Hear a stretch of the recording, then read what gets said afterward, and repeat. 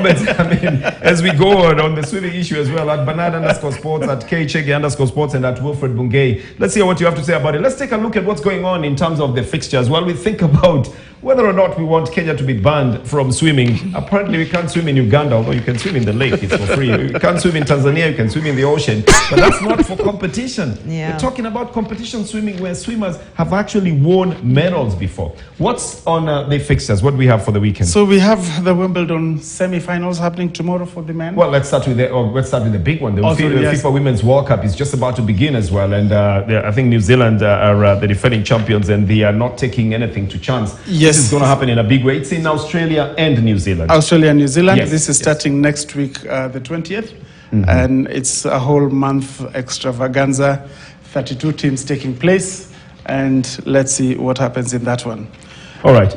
There's a lot of World Cups going on at the moment. I think there's the Netball World Cup that is just about to start as well. Okay, July 28th and August 6th. That is in South Africa. And the nearest country we know that is going for that is Uganda. I don't know what happened to the Kenya Netball Association. I think recently they had a tournament, but they're not doing very well. At some point, there was a slump as well in netball. And so this one, again, is not going to be coming to the East African side, especially to Kenya. I think Uganda has a strong team that has gone there as well.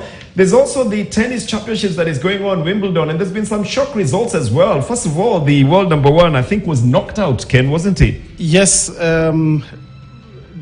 And so we have the semi-final. The ladies that Garcia versus Medvedev and Sina versus Djokovic. Center court happening tomorrow, and they are going to set up the final for Sunday. This is in the semi-finals, isn't it? This is the semi-final, and the ladies will play their finals on Saturday. They already played their semis this afternoon. Yep, I think there was Shockwave sent across Wimbledon. Iga Swiatek was beaten 7-5, 6-7, and 6-2. That was by Elena, and that was the biggest shock of it all. But the joke seems like he's on course to making another record appearance at the Wimbledon Championships that is ongoing. Now, what else is going on? Closer home, of course, the World Under-20 rugby is taking place on Saturday. We have Scotland, Zimbabwe before Samoa take on Kenya at 12 o'clock, Nyayo Stadium. Uruguay, USA, and Spain, Hong Kong. And the next match day will be next week, Thursday, 20th of July, when Kenya will be taking on Spain at 4 o'clock, Samoa face Hong Kong at 10, Uruguay, Zimbabwe at noon, Scotland, USA at 2 o'clock. All the matches taking place at Nyayo Stadium. And well then, rugby related as well now, the World Under-20 Rugby Cup Championship now, that's taking place in Cape Town.